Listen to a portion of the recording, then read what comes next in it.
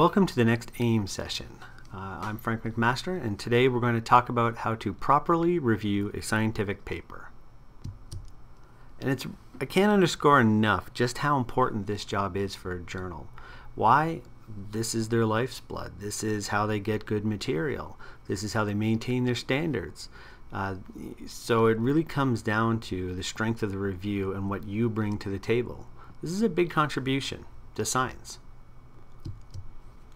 So there's two jobs that you really have as a reviewer. Does the paper merit publication? And to also provide constructive criticism. What's not your job is just to shoot it down, just crush it, just be horrible about it. A lot of people think that if you're not hypercritical, you are not doing your job. Your job is not that. It's not your job to put the paper in a blender and have it shoot out in a big mess. This is your job, is to actually try to improve the paper and make sure it's a good fit. So what sort of decisions can you make when you're reviewing a paper? You've got four real choices: accept with no changes, accept with revision, reject but request resubmission, or just reject completely.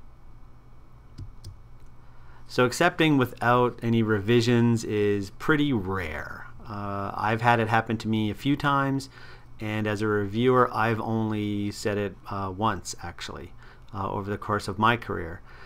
So it is very rare, and usually most people get very upset and think I should have went for a higher journal if it was that good. But in reality, if it's in, it's in, as long as people can find it. So accept with revision is the third most common that you will find when you're trying to publish. It means they really liked it, they just got some tweaking to do.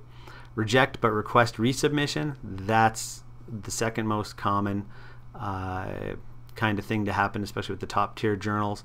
Is there's a hint of something there that they like, but they have a lot of concerns that need to be addressed, and a lot of people will just default go from either accept or just reject completely.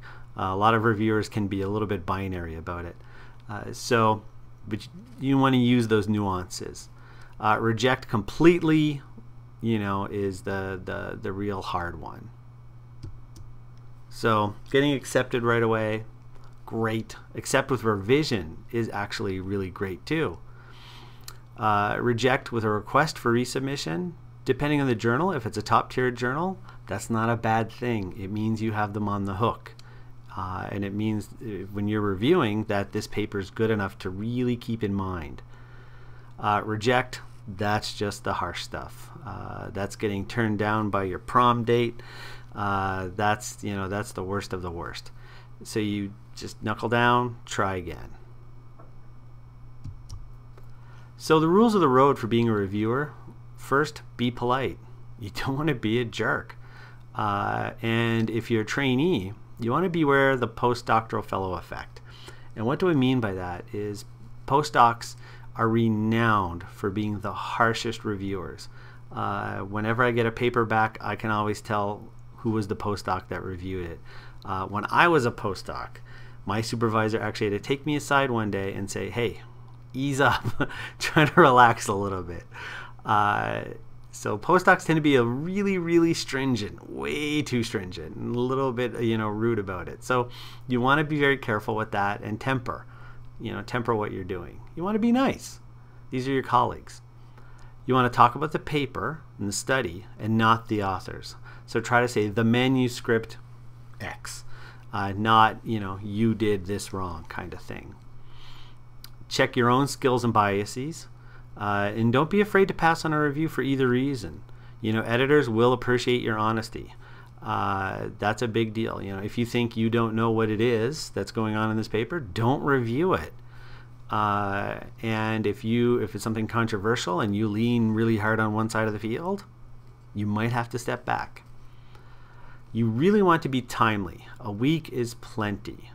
Everyone wants their papers reviewed fast, and especially as things go online and get really cooking, it's unacceptable to take a long time to review a paper. If you agree to review it, put it on your schedule as soon as possible and crank that thing out. Take care of it. You'd want somebody to do that for you. It's kind of like the golden rule. Do unto others.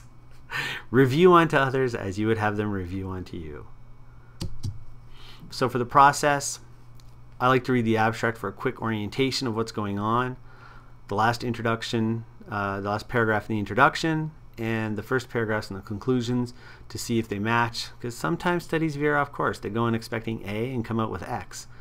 So I often structure it like this. A summary, strengths, concerns, comments, queries, clarifications, and minor issues.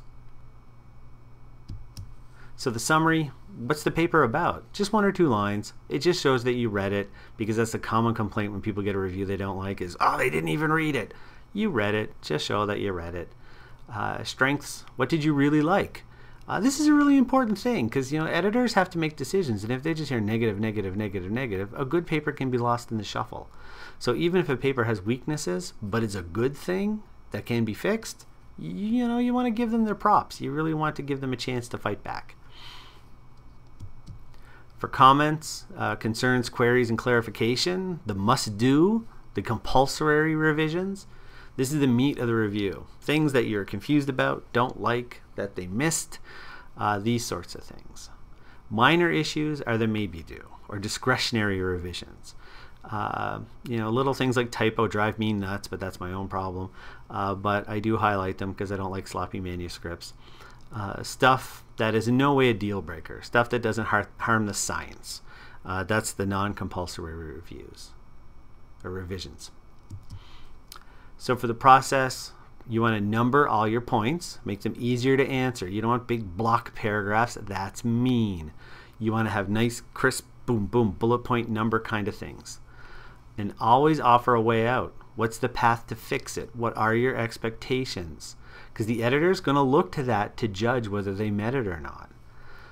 If you suggest a reference, provide it. Don't make them go hunting for it, especially if it's something obscure.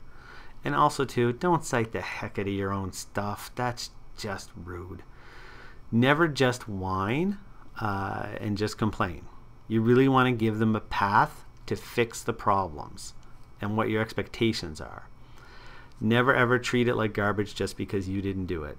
I'm not going to say there's a lot of egotistical scientists out there, but this happens quite a lot where somebody just hates it because they didn't do it, so that's it. It doesn't matter what happened to the paper. Their own mother could write the paper and they wouldn't like it. Don't get really hung up on writing style unless it's really markedly terrible. You're not there to correct them for English Composition 101. You are there really just to come up with, is this good science or not? Some more questions that you can ask yourself. Does it fit with the journal, the readers of the journal, the aims and scope? That's an important thing.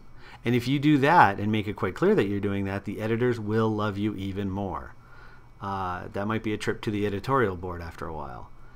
The other way to look at it is, would you download it and actually read it? Not just the abstract on PubMed, but would you actually pull the PDF and sit in the hammock in the summer and actually read through the thing? That shows you how important this paper is. Is it old news or new and shiny? Do they cite the important literature? Does the abstract reflect the paper? That's a pretty critical part, because usually the abstract is the only part a lot of people read. So you want to make sure that it's representative. If there's any big caveat that's buried in the conclusions that's not covered in the abstract, that's a problem. Are the methods clear? Are they sensible? Could you reproduce it if you had to? Do the results fit the question? Do the conclusions fit the results? Those are the 2 big questions. You want to make sure it goes A to B to C in a nice, sensible way. Now, people often write the way they think the data should have come out rather than how it actually came out. So you really want to make sure they're not making hay out of nothing. I can't tell you the times I've gotten papers where the big finding was a trend of 0.1, a p-value of 0.1. I mean, seriously, come on. Are there any ethical issues? Those you really want to address and really make a highlight to the editor. If you have an ethical concern about a paper, that's a major, major deal, and you don't want to take that lightly. You also want to make sure they aren't misrepresenting other papers. So when they discuss the literature, are they saying the right things about it? If it's a particular key or controversial point, it's worth you going back to the primary literature as well. So why would you reject a paper? How ugly is it? Are the stats terrible? Is the writing just incomprehensible? Is the sample size just too tiny to really say anything? Are the conclusions way off base? Is it really old news? So basically, you know, is it just fundamentally flawed? How can you do better as an author? Well, there's certain tricks that you can take. You think like a reviewer will. You want to highlight the importance of your paper, highlight the fit with the journal in the cover letter especially. You always want to present nice, clear hypothesis. You want to follow the journal formatting rules. There's nothing worse and insulting than to send it to journal A, get rejected, and send it to journal B without changing anything. It's just showing, oh, you're the second choice. Who wants to be the second choice? Seriously. Follow the rules. Always change the formatting. Write simply, not too flowery, and make it nice and readable. You don't want to tear through writing that resembles concrete, so the least you can do is do the same for others. Write like you'd want to, you know, stuff that you'd want to read. Nice, clear, simple, boom, boom, boom sentences. And you always, you know, want to realize that accepting the revisions are a path to improvement. You know, most of the time they're suggesting stuff that makes it better. And usually with enough time, you come to see that. The thing is, you want to get the thing published. So you usually try to do the revisions while you're still feeling pretty raw about the review. You know, I used to know a guy who would chuck, you know, the paper across the room when he'd get the reviews. He'd get that angry. Don't take it personal. You're not perfect. Nobody is. And the revisions really are your path to having a better paper. Now for the editor. The comments to the editor is a great and underused tool. It's a great place to communicate your concerns and highlight the major things. What is the deal breaker for you that they have to fix? You know, editors are busy. They have hundreds of manuscripts passing through their hands. You know, you want to make it nice and simple for them. Be their friend. That kind of stuff sticks in their head, just so you know. So thank you very much for listening to this session, and I hope you have fun and publish lots of great stuff and review lots of papers and make the science better for everybody. Thank you.